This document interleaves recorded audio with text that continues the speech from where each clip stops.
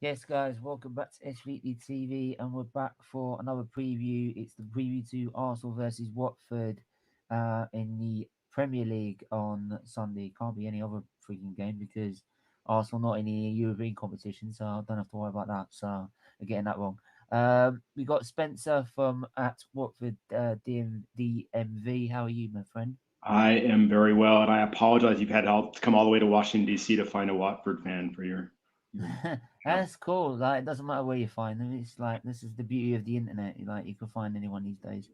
So, yeah. I mean, like, first off, like, obviously being in DC, like, it's a bit surprised to be seeing a Watford fan in DC. So, like, tell us about it. There's some of us. There's probably about 20 in our fan club, but we've expanded our boundaries of our fan club all the way up to the Pennsylvania border and most of the state of Virginia and out to as much of Delaware as will have us in parts of West Virginia. So geographically, I think we're as big as the UK right now to find 20 supporters. But for most of us, there's two stories. Either we grew up Watford family or supporting the club in the UK and then moved out to the States, or we are fans of Elton John and we'll follow wherever Elton John holds a scarf up. And so that's how most of us have arrived. Yeah. I won't go any. I won't pour any jokes on that one. Yeah. I mean, obviously with Watford, turbulent, obviously sort of times with the Premier League at the minute. With Ranieri only just recently been appointed. First of all, do you think that was the right decision? And how do you think Ranieri is gonna feel with Watford? Do you feel now you have a chance of maybe staying up in the league this season? So I think there's always doom and gloom that comes from being a Watford fan, that we always assume the worst, and then when something good happens, we feel exceptional about it. But I do think we have a chance to stay up, if for no other reason, but you look at the other clubs around us, and I think there's not that much more talent around, and there's other clubs going through struggles, and so I definitely think we have a chance. There's two separate questions though that you've asked. The first is Ranieri the right person for the job? It's a club that needs experience right now. They need a little bit of a tactical shakeup. They need help finding their identity. So in that sense, he's absolutely the right person for the job based on who's available. But the managerial change, the timing of it, as a Watford fan, we roll with this. This happens to us multiple times a year. I'm sure they're taking odds on how many managers will roll through this season. It's probably three or four, if I had to guess. And we're just used to it. The club's done a fairly good job over the years of finding the right person at the right time. Cisco Muniz was the right person last season to pick up a middling club in the championship, and over the time that he was at the helm at that level, we were the best team in that division. And then I think over the first 4 or 5 games, I know the pundits were saying that, Watford, what are they doing? They're in 13th. They're fine. They've got a good number of points. The results were poor. The play on the pitch were really bad. It was not going in the right direction.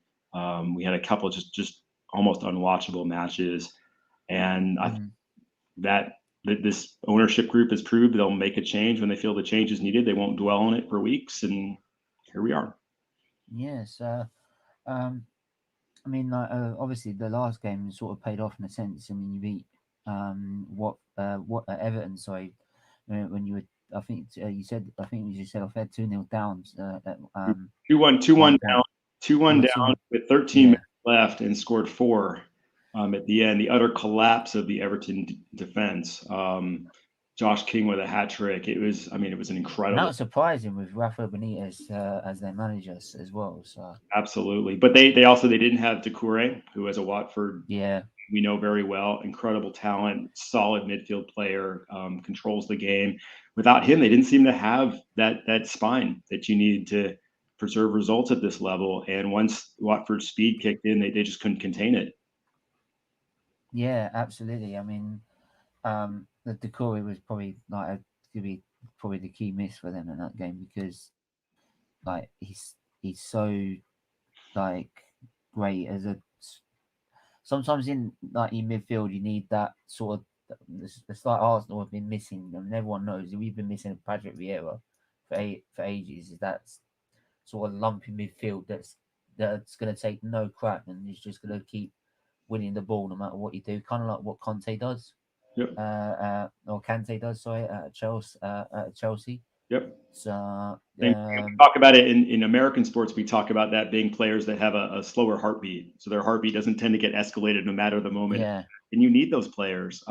We as Watford hope Sissoko fills some of that role for us right now. We had Peter Atibo, Nigerian international, to play that holding midfield role, kind of fill in for where Doucouré and Capué as well were in prior seasons for us. He's unfortunately picked up a quad injury, might not return for months. So we're a little bit short-handed in defense, and it's exposed us this season. yeah, and that's the thing, because I think one thing you need to be in as a new promoted team, you need to just at least be sound defensively, or just sort of just do the basics right. Because you come up against teams like Liverpool, Man City, or Chelsea, you make even sort of a slight mistake and not punish us. So those games, you can do as much. Sometimes you can actually have a worldier game, and they can actually have a terrible game. I mean, you saw Crystal Palace at Man City, but usually, like, even if you played really well, you'd still end up coming with about a 2-0 defeat. So those games you have to sort of mind do, and like the other games is sort of where you need to be at least sound defensively, and then match that at least going forward. And I think Ranieri can do that for you, definitely. I hope so. I mean, we had the match in between um, the match coming up on Sunday and the Everton match. We played Southampton, which was a winnable match for us. We should have taken 3 points from it. The first half in particular, I mean, Southampton must have missed 3 or 4 sitters. I mean, they should have absolutely put us to the sword and didn't do it. We had one ball cleared off the line that was close. They had to look at the watch to see if it went over. We had a couple other pretty decent opportunities late on. Ashley Fletcher sighting at the end of the match to produce a great save to keep it 1-0. And it was really disappointing. And it's just but indicative of our season. Our defense looks frail. We are a club that, just because of our talent and where we are in the division, we're inclined to park the bus against better teams and play for the counter. And we have the talent up front to do that, but it doesn't work if all 10 of your field players are back in your own penalty box. You can't get out. And that's where we're really struggling right now. Yeah, I think it was, and I think we just mentioned it earlier about like you said, mentioned about the stability of the club. Do you feel hoping that if Ranieri gets off to a good start, there can be at least a bit of stability there? Because the problem is probably changing every manager every 5 minutes has sort of sometimes been Watford's downfall in a sense, when they've been in the league. Maybe. I mean, you go back 2 seasons ago when we were relegated, and the pandemic was a big factor there, because before the league was shut down, Watford were out of the relegation zone, barely, but out. And then they came back from the shutdown and we were just terrible. I mean, we just never, it was a club that was off on summer holiday, and it didn't seem to realize that the matches had started back up. Kind of like what Sheffield United did, in a sense, isn't it? Yeah, very similar. And then, we got into the championship and we weren't ready for the fight. I think we expected, as a lot of relegated clubs do, to just walk onto the pitch and win matches, and it was a slog to get going. The difference right now, amidst the years of managerial carousel that we've experienced, is the identity of the club is not defined. At least in past years, we had Troy Deeney to be the captain on the field, captain off the pitch when he wasn't playing, and there was an identity sort of built around him. And now it's really unclear who the real leader is on the field for the club, and I think that got to be quickly. I know the feeling.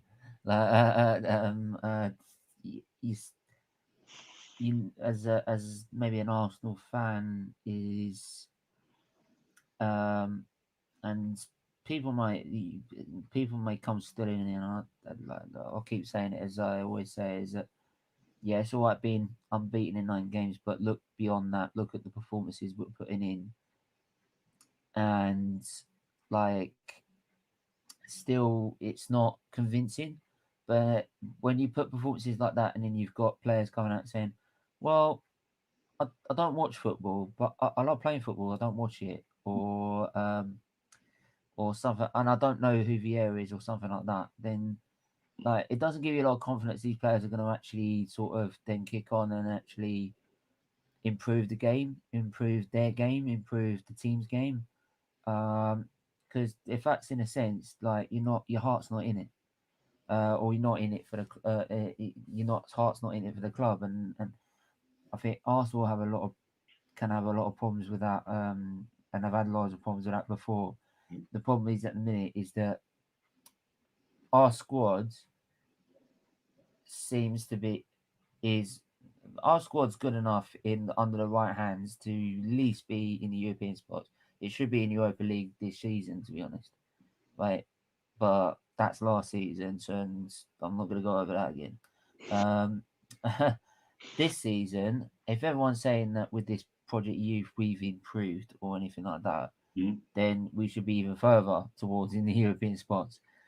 But as much as we are might now in, and as I say this, we're in sixth, which is in European spots, but like the teams we played against, Watford, Burnley, Watford coming up, so Burnley, Norwich,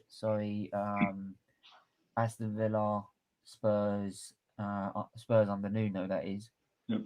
And Crystal Palace. You expect to be winning the games that we have done, Yep. and have at least some sort of record, yep. Around it. And if I can balance just... the negativity, though, I mean, you could argue that you've not played particularly well and still gotten results, and it could turn. You could say that, but the problem is that I don't see any sort of progression in the games. It's every game seems to be the same. It seems to be 20 minutes here, 20 minutes there, 20 minutes here, 20 minutes there, or we all do it in 30 minutes, and if it don't work, then right, what do we do? So it's just it doesn't seem to be any progression from that. It seems that like after 30 minutes we're all burnt out and knackered and we can't do anything else.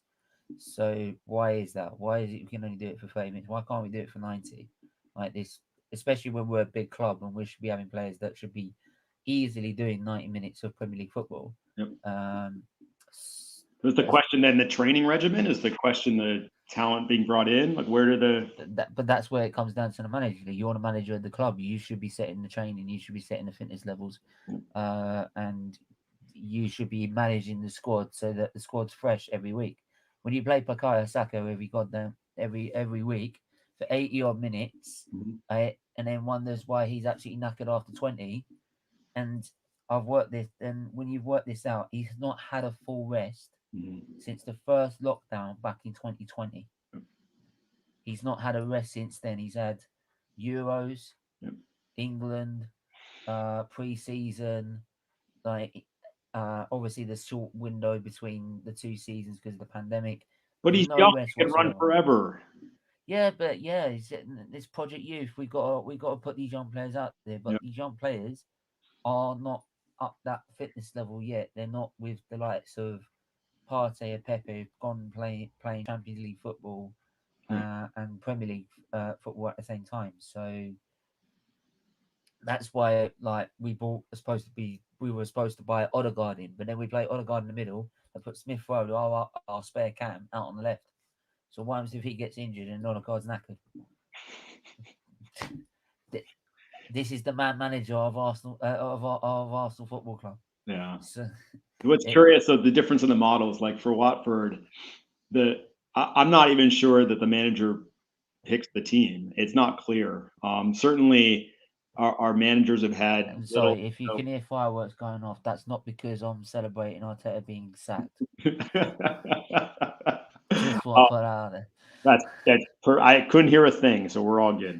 But we, the managers at Watford, they don't really have a lot of say into the who's on the club, who's in the club. They pick the teams, I think, week to week, and certainly a criticism of Vladimir Ivic and it's Rossi and other managers that haven't worked out. The criticism is always they're not changing things when it's not working. They stick to it. They're going to play this formation and this. Yeah, we had that a lot. Substitutes on the 60th minute. They're going to bring them in.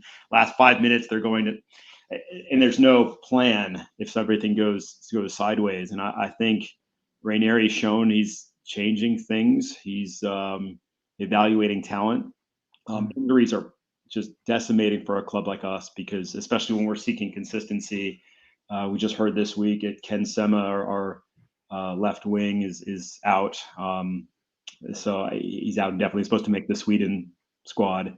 Looks like a knee injury is picked up. So we have a Tebow I mentioned is out from the back. Femenia is our usual right back has not been healthy really since the end of last season. Jeremy Ngakia, we picked up in really odd circumstances from West Ham at the end of 2 seasons ago. He's still young, but he's played fairly well. But we've not seen as invested in the back, and it's been a real struggle for us because our team's just thin. Ranieri just doesn't have a lot of options right now. Yeah, that's the problem. And one thing you need in the Premier League is squad depth, Yeah. entirely. And when they say squad depth, it's more like at a decent level that can come in at least do a job. Yeah. And yeah, that's the one You'd thing love we to need bring the most of somebody the. in towards the end of the match, last half hour, that can change the game, that can influence it in some way. Yeah, And that's, João Pedro, when he's been that super sub for us, has been able to influence the game. And I think we saw that in the Everton match. He came on and had immediate impact. We had Cucho Hernandez when he was coming off the bench, immediate impact with a real threat down the left that matches to some degree what Sarr can do down the right. I think as those bench players start making the starting 11, all of a sudden we've got very few options off the bench to bring on. So you'll see, I believe, again, King will start up top, I think. Emmanuel Dennis will probably come off the bench at the last half hour. He's potentially a game-changing striker if we need a goal late on, because he had another speed dimension up top. The big question is whether we can ever get out of our own end and feed them.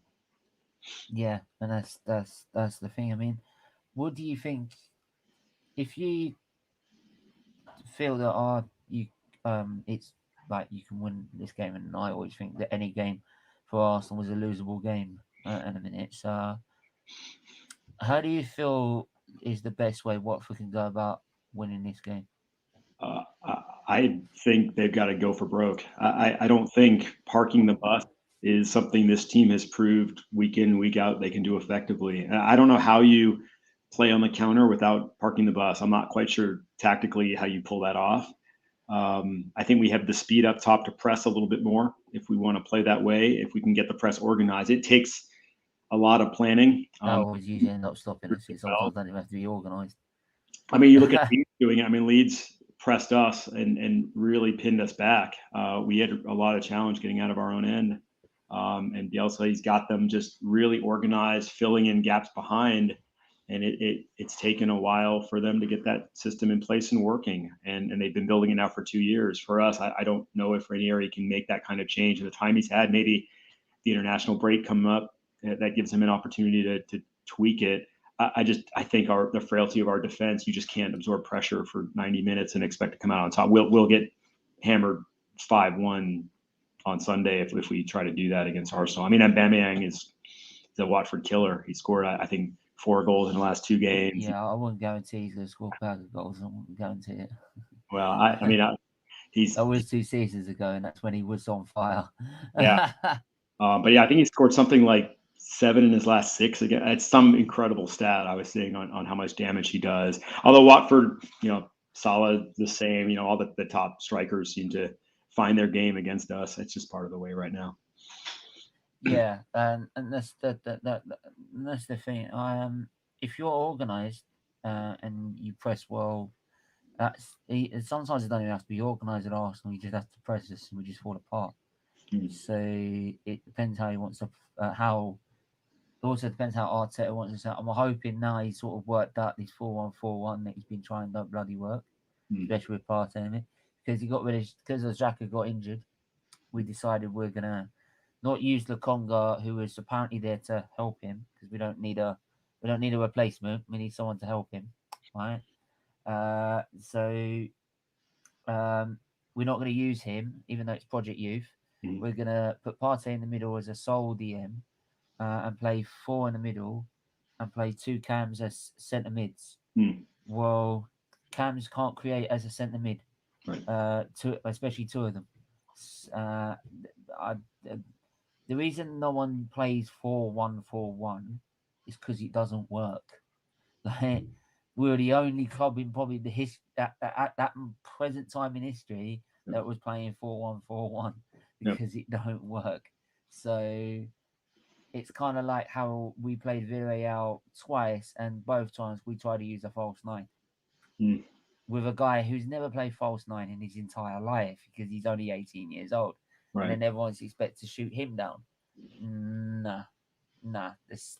And that's how we got kicked out of the Europa League, Yep. and out of Europe. So, um, yeah. So But let me ask you. So the famous, and we were talking before about the famous Troy Deeney Cojones match where it really yeah, spiked some anger, I'm sure, from Arsenal supporters and got I a could always go back to like the 2016 where we lost 2-1 and Joel Campbell was taken off, yeah. and like that pretty much ended our chances of winning a title. Yeah, but is this current incarnation of Arsenal? Do they have the toughness? I think there's always been a question about it whether Deeney called it out or not. I mean, I think that's always been a little bit of a stick. I know, like people like to go and like, oh yeah, he didn't score anything afterwards, but he's right. We ain't got any. We ain't had. If we had the balls, we would have got rid of Xhaka Hmm. for 12 million. We would have got rid of him the first time. We kept him twice over. You don't throw the captaincy on the floor and tell the fans to f off, right? And expect to stay at the club, right? And he's done it. He's done it twice. So how's the Arteta going to have any respect from him? No, right? Aubameyang never gets dropped because he's a big name. So like, can't drop him. Like, can't possibly drop him, even though he's playing bad. He'll score Um, I promise you will. it probably shows more problems for Watford than he actually shows positives for Arsenal, to be honest. But like, if you and people say, yeah, but he's scoring now, but like, yeah, but if you look at the games he played in compared to what he was doing, it's crap. He'll score a goal and then he'll go missing. It's like it's like Casper the Ghost. You can't see him. Like he's gone. Especially you put him out on the left. That's it. You'll never see him again. Like he might as well just take a seat on the left hand side. Right, if we're playing towards the clock end, he might as well be sitting on the west stand and like taking a break. You know what I mean? It's just because you're never going to see him on that left Right. at all. So Brutal. it's yeah. There's other instances where we should be more like, if Arsenal really had the ambition and the balls, we would have got in there over Conte, who's gone to Spurs, and Yeah. said, no, we're not having this, right? Arteta out, like, bang, and Conte in, right? We'll not let our arch rivals have Spurs and give them an opportunity to get top four or even worse, win a trophy. So Because it's seen as lack of ambition. Is that where you are? From yeah, lack of ambition. It comes from the top when you've got an owner that sits there and doesn't even want to come to the country to actually see us, right? And then sends his son to go do the dirty work. And then you've got Edu that sits there and goes, and then goes to the board, who's Edu, and he sits there and goes on in an interview and goes, I just want to see Arsenal play. There's no target. Right, we've got Ivan Toney as a Brentford striker saying he wants to win the league, and we've got Arsenal who's saying there, um, we got no target. And instead of the fans rioting, they go, "Oh, of course he's not going to tell you a target because you're going to shoot him otherwise if he gets it wrong." Well, what mentality is that? Like, like, well, do you see that at Man City? No. Do you see that at Man United? No. Do you see that at Liverpool? No. Do you see that at Chelsea? No. Do you see that at Spurs? No. Oh, that's why they've all overtaken us, because we've got a fan base that are too happy to sit there and go, yeah, that's all right, that's cool. That's cool. Like, they'll believe whatever is believed. And don't forget, like, this has been 17 years now. It's been nearly like a whole 18 years since we've won the title. So, like, people like me are now getting told by people who've never seen us win a title that I should back my manager and back the club. Mm. That's a manager that's finished eighth twice when I got with a manager that was constantly getting top four Right. because I wanted to win the league. Right, and don't and a lot of these people were also calling Wenger out at the time. Hmm. So Yeah. like you get me the manager that's top four, you lower your standards to now you sixth, eighth, and you expect me to do the same. Hmm. No, you're all right, mate. Right, jog on. Like so Yeah, it's funny. I'm not laughing at your pain. I'm laughing because the standards are just different right now. I mean, that's one thing. mm, The internet's a miserable place sometimes because the fans will moan constantly. mm, But I've seen the club. ours is the worst because it just seems to be utter crap, I, and it I seems think to be top everybody accounts Gooner such rubbish. It's unreal. everybody's got it. I think every club. I think it's part of the way of being a supporter is you moan about your club and the standing and from as a Watford supporter, we've seen some pretty dark times, and we've seen the club sold the ground and had to lease it back before the current ownership. So I think still there's an inclination to give the Pozzo family the benefit of the doubt on most things. Certainly the 5 years we had in the Premiership, I think, but for COVID, it would have been 6, 8 right now. Mm, I think they've brought some stability to the club despite the managerial changes. They brought, it feels like, financial security. I mean, the biggest issues right now for the fan base, besides our lack of a defense, is Ben Foster's YouTube channel and the ticketing system, which everybody moans about because the club's encouraging people to get to the ground 40 minutes before kickoff or risk missing part of the match, which I tend to agree seems a little absurd. But if those are the things that we're whining about, things are okay for Hornets right now. And I'm still able to watch the matches. I'm old enough that there's times when we couldn't watch Watford on television here in the States, and so the fact that now I can watch either on cable television or streaming every single match, I can hear John Marks, who's was our BBC Three Counties announcer, commentary every game. It's nice. amazing time to be a supporter of this club. And it's I wish the results were better. I wish the on-field performance were were at least more competitive, particularly against Liverpool. And I'm fearful for the Manchester City match coming up, and Mm, Chelsea maybe as well. But for us, we have a team that's exciting. It's young. They're figuring it out. We have a fan base that's enthusiastic. We've got Harry Hornet, who I still think is better than Gunnersaurus, and I think we're okay. yeah, yeah. Even though Gunnersaurus has been at a job change. Uh, and do you know what people said? He was the sacked, and everyone went mad. Like I'm like, it's a guy in a suit. It just gets replaced by a different guy in a suit. I mean, what's yeah? So what? Özil paid his contract. Great. Like, so what? Could be the Like, does answer on that? left wing. You don't know. I mean, So, but yeah, yeah. At least like then there could be some stability there because like you, I think no one likes to see managers go and change, and trust me, I don't want to see managers go and change. yeah. You only see at time you want to see managers go and change when it's not going well. Or And when the managers are jerks, which has happened for us as well. I think when Walter Mazzari left, I don't think oh, any. this guy's a jerk. Yeah, Oh yeah, I'll I take don't a think jerk. Walter Mazzari met any tears on his way out. I don't think Vladimir Ivic. I don't think anybody was really upset when he got sacked last Because season. I think Munoz. People genuinely like the man. I think when Zola was our manager, I think people were excited to see him go. I think we've had some just incredible human beings in that role, and so it's always sad to see them go. But it's very difficult to argue, apart from the end of our Premier League season where we went through about 3 managers in 4 weeks. That was strange, but generally speaking, it's kind of worked, I guess. mm, so I mean with like we're saying with our manager, it's like yeah, I wouldn't be like shouldn't have said this guy left. This I think this guy believes his own delusion that he thinks he's like the next coming of Pep. I mean, the only reason he played, as I'll go back to that false nine situation, Europa League. The only reason he played that is because he saw Pep do it in the Champions League the night before, and it worked to a treat. Yeah, there, and here we go. Look, here we go. Look, here comes the delusion. I've never been more confident about winning a game of football. Said I never knew Watford's your mantra. Sorry, mate, but no, I'm just saying like that. I never thought Arsenal standard was trying to beat Watford and being more confident for that. I thought try and be more confident about beating Spurs or something. Like, but even that, I wouldn't worry about Spurs. Like Chelsea's setting the standards in London, so maybe we should challenge them. That's what I would like to do. I would Yeah. challenge them because we're challenging them. We're challenging titles.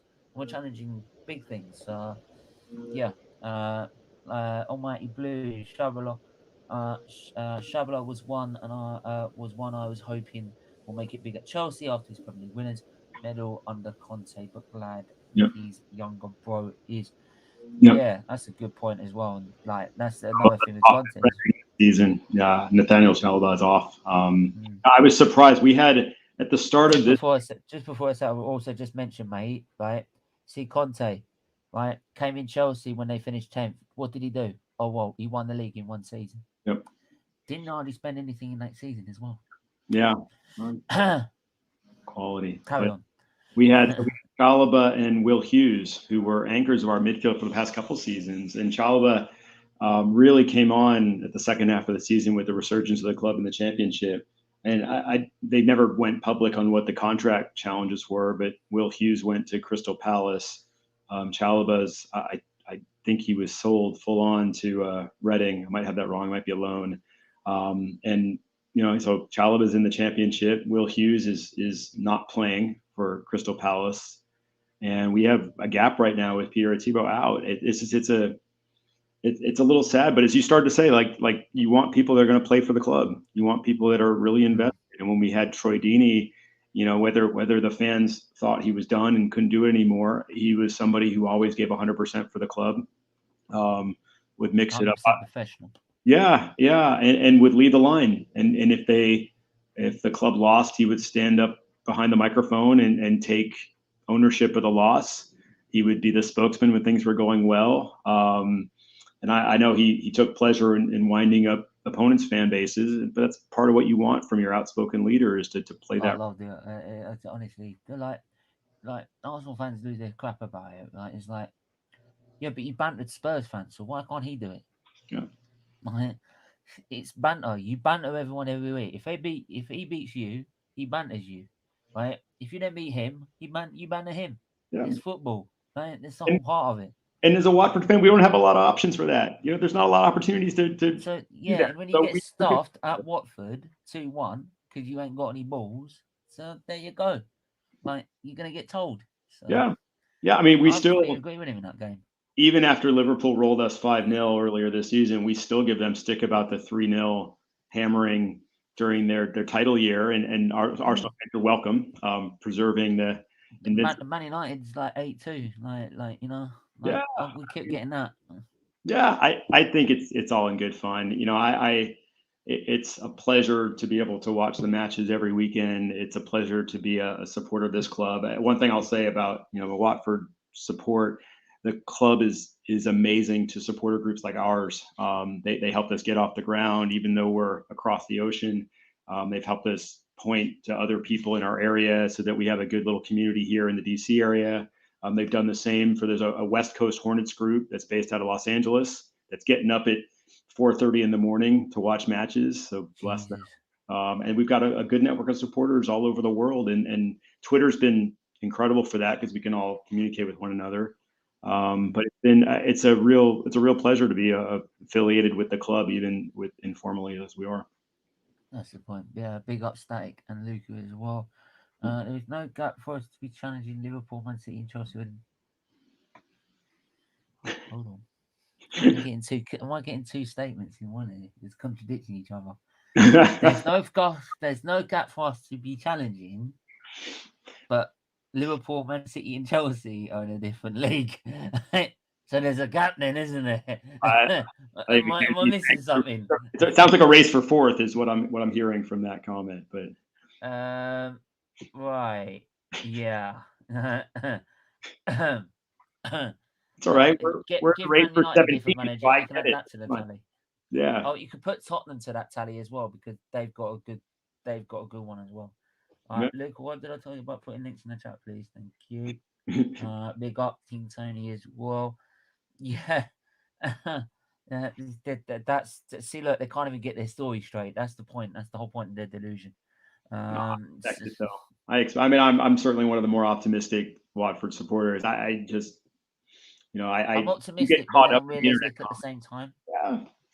Yeah, you get caught up in the internet comments and everything's terrible. But we've been in the dark ages as a club, and you've got to have enough perspective to know when things are going relatively well, when there's a positivity around the club. I think certainly for Arsenal, this isn't feeling like one of those times. But I do think there's a positive spin of taking points when you're not playing great and being in contention for Europe right now. It's not the aspiration I know that you want the club to have. And I don't. Look, I mean, realistically, say is that we're not going to be. I'm not saying that we're expecting to us to go challenge the top four, win a title. Not with the with the top four as it is right now. If you actually Ollie gets actually sacked, that is. Ollie in. So I think though with those clubs, and you could probably put Conte and Spurs in that bucket as well, because Not yet. he's Still got to not prove. yet, but then he can get players firing quickly.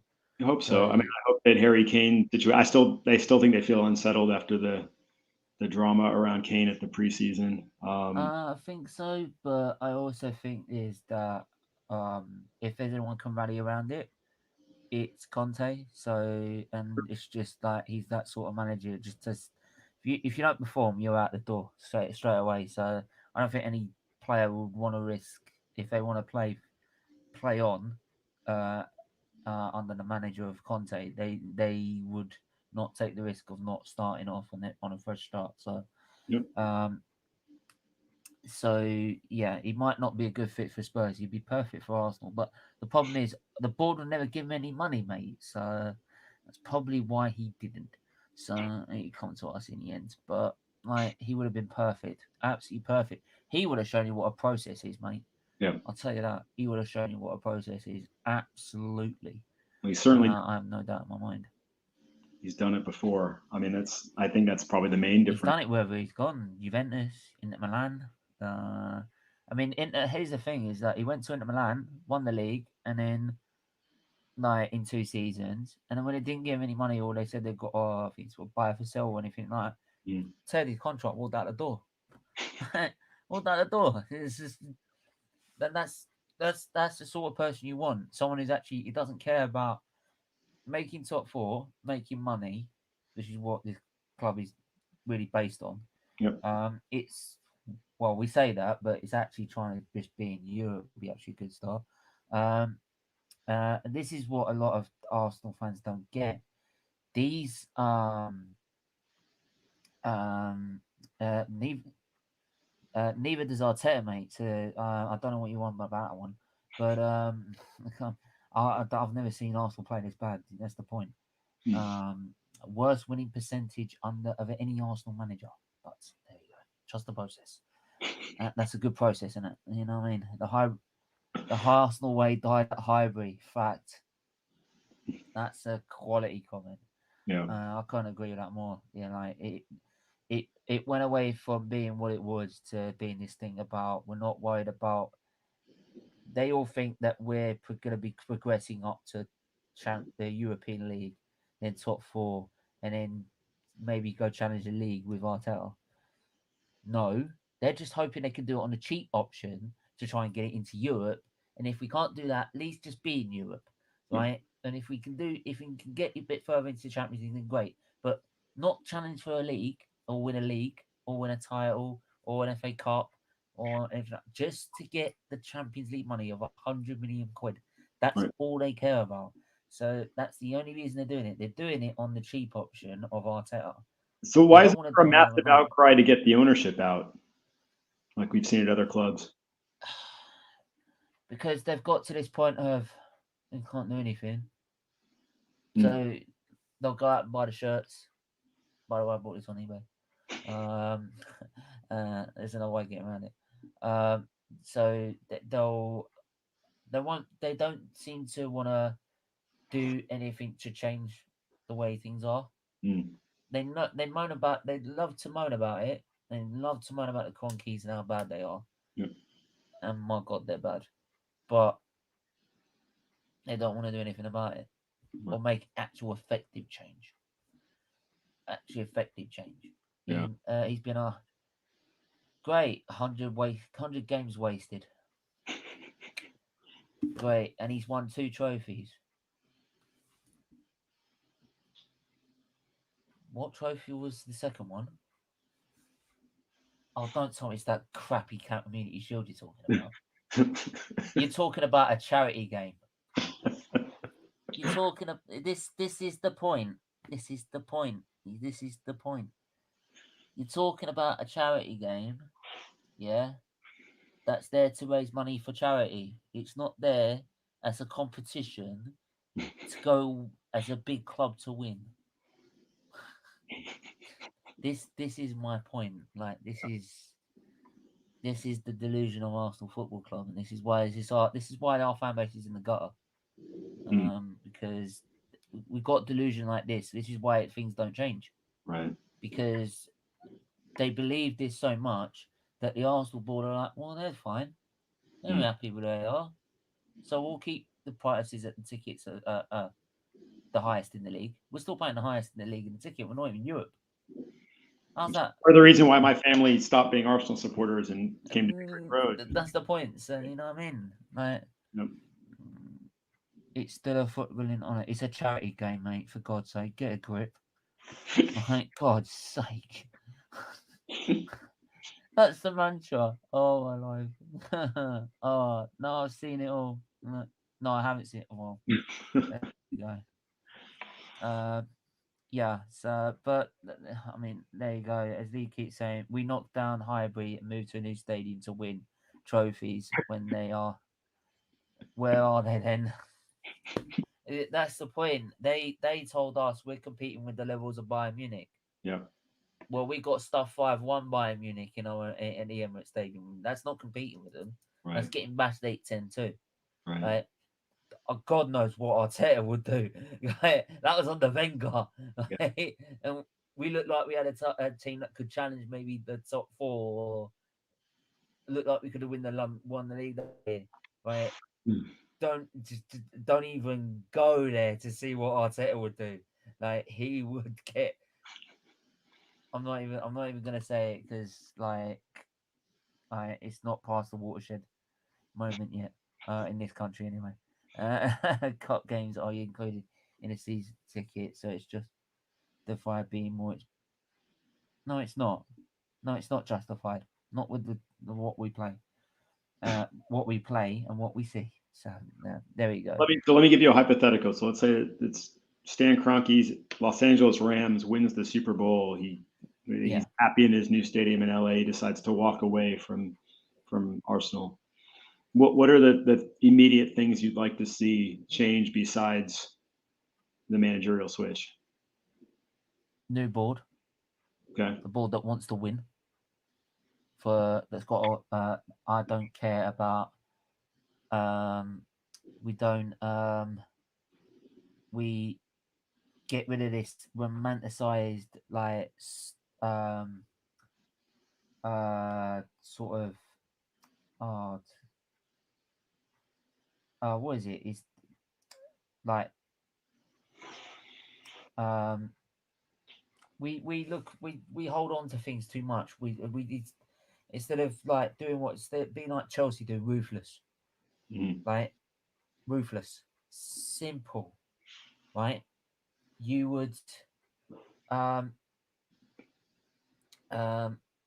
we would get rid of the board as well as the manager, get a manager that wants to win, a board that wants to win, whether that means we have to ship out a load of players and buy a whole new players, fine.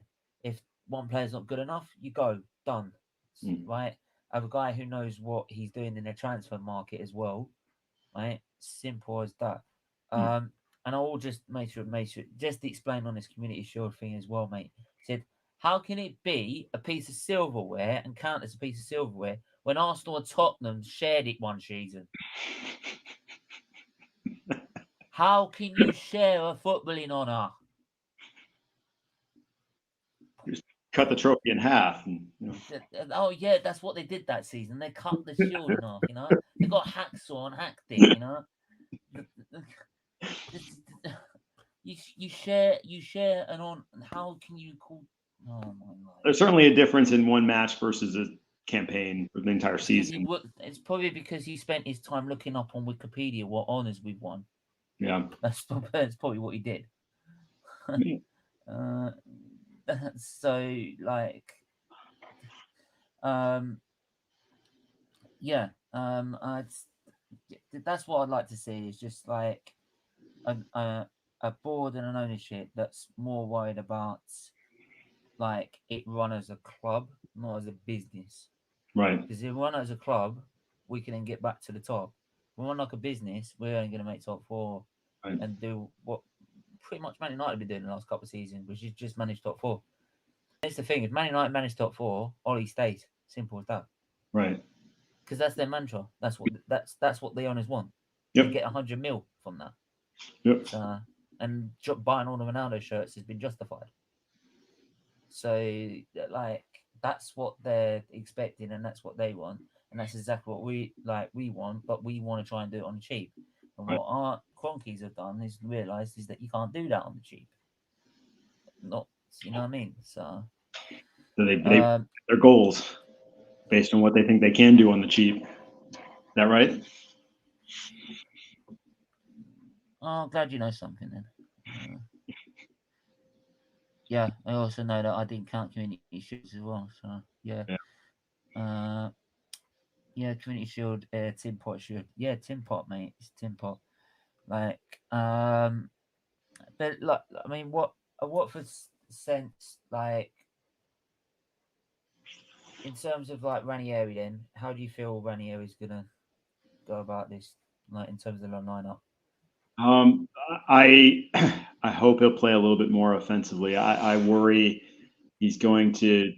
Well, he'll put the speed up top because it's the only thing we have right now. So you'll have Hmm. Cucho and Ismail Assar as the two wings, and they'll be hopefully have the license to get forward when they can. King will lead the line almost certainly. One thing that surprised me about Joshua King compared to what I've seen at Bournemouth, I always thought of him as Bournemouth as kind of a runner, and his hold up play a couple matches ago against Everton was much better than I could have expected of him, and that allowed the rest of his teammates to advance.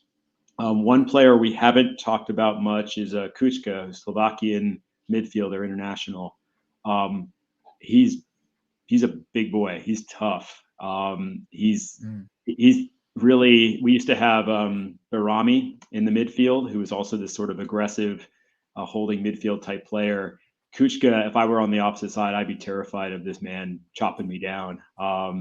He wins the football all over the place. He's not the fastest, although he tends to pop up in the attacking third here and there. I think he had two of our shots last week, but he's just a big, dominating middle of the park player. And I think we'll probably end up with Ngakia on one wing back position. We'll probably have Mm. Messina on the left. I'm not overly confident in either of them. Ngakia is kind of interesting going forward, supporting the attack if we can ever get him up there. And in the middle, I think we're resigned to Cathcart at one center back position and Trustakong, Nigerian international, at the other, and Hmm. crossing our fingers and hoping that they can hold the line a little bit better than what they've proven so far. Because so far it's not been good. Let's put it that way. It's been very, very porous. There's the space is that they're allowing the offensive players to take in the 18 is at this level. It's unconscionable. You get punished every time, and only for the grace of Southampton's terrible finishing last week, we it didn't look that bad in the scoreline. Yeah, yeah, that's a. I mean, that's something we can actually hopefully feel positive about. Yeah. I could. We haven't had a clean sheet this season. We won't get one either. I don't think on Sunday. I'm not expecting one. I mean, honestly, I hope. I mean, like, I hope like we can actually like use that to our advantage because we need teams. The thing is, if we're playing well, Mm-hmm. we wouldn't need a lot of space to be able to create the opportunities we need to score goals. Problem is, we need to have teams to be like as create, leaving us as much space as possible. And even then, it's still like a problem. I feel though, no matter how he plays it, we'll end up going all out for 30 minutes. We might probably go one goal up.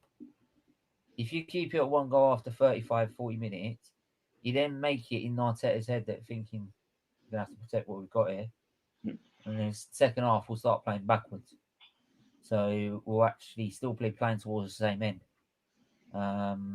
So it's if you're within one goal or even still level by 45 minutes, then it becomes even more interesting game because we then start backing off and thinking, do we either he starts even thinking, do we take a draw or do we try and get another goal? And that's where it could be more vulnerable for us.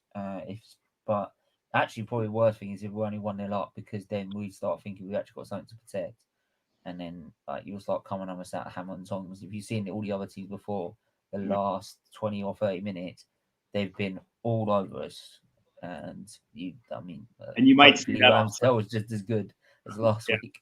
You might see that on Sunday as well. I mean, when you look at the Everton match, we went down a goal in the second or third minute, and then we looked much better, and then we kind of backed off, and then Everton got their second. It was 2-1 at that point, and then we came on like gangbusters after that. I think against Southampton, the last 20 to 30 minutes of the match, we were in there and had a couple chances to tie the match up, if not take all 3 points. I think being down a goal forces the team to get a little bit more ambitious and push up the field higher, which absolutely suits us because it takes the pressure off that back line that so far hasn't risen to pressure.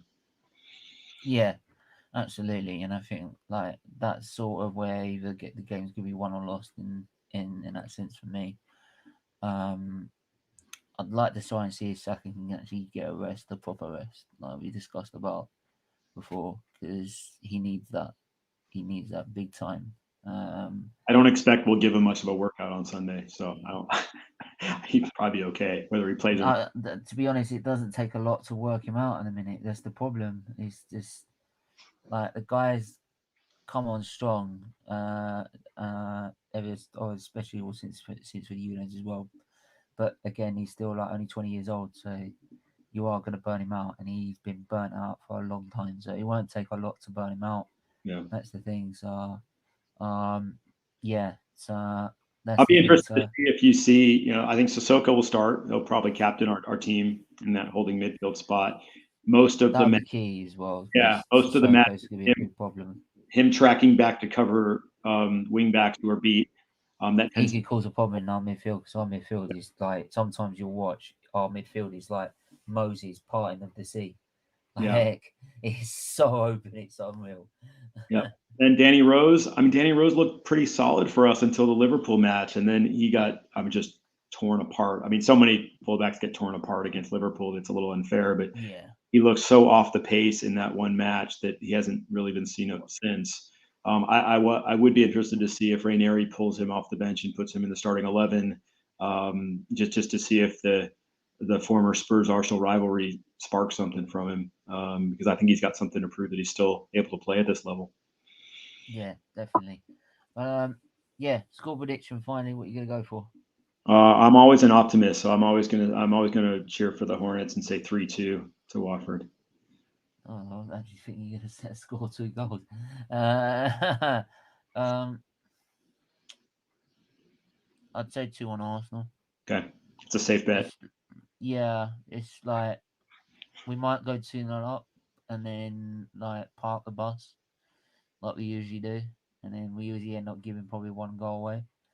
Then it's like kind of another scramble, and then because we won the game in the last 9 minutes with a save, everyone goes, "Oh, that was an absolutely amazing way to win the game." Yeah. Arteta masterclass. So just I mean, the key to the beating usual. the key to beating Watford is just parking us in our own end. You park us in our own end, we can't seem to get out. Our forwards drop back further and further and further, and then all of a sudden you look up and every player in a yellow shirt or whatever color they were on Sunday, they'll be within 25, 30 yards of their own net. It's very frustrating to see, Josh King back defending, and not just on corners, but defending and playing. I don't see how they break out from that. So I'm hopeful that we play higher up the pitch. I'm hopeful we don't look across the field and get sort of intimidated by the legend of Arsenal on the field. I hope we give a good match. Historically, it's been a good series between the two clubs. You say much of a legend, much of a legend these days. Yeah.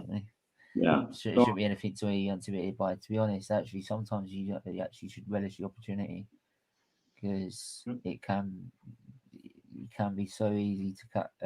It's so easy to catch us on a.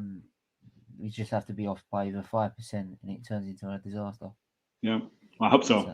I mean, not so much for you, because it's been a pleasure being here, but I certainly, as a Watford supporter, I hope we see.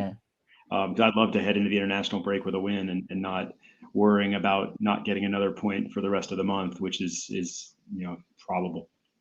Yeah. So, but anyway, we're gonna leave you on that, guys. Thanks to everyone that's contributed in the chat. Spencer, where can I find you, mate? We are on Twitter at WatfordFC_DMV. We'll be watching 9 a.m. Eastern time on Sunday. We don't have a pub picked out for this one with the time difference. We couldn't get assurances anybody be open at 9 a.m. to show it. It's streaming on Peacock, so we'll be online live streaming as we do. Wicked. So make sure you go and check that out. If you are a Watford fan, you watch this, and go and check that out over there. We're back tomorrow. I think we've got it's a Grand Prix tomorrow. Qualifying watch along, and then we've got the watch along on Sunday. Then obviously we've got the F1 watch along on the Sunday evening as well. So a lot of streaming over the weekend. So make sure you tune out for that.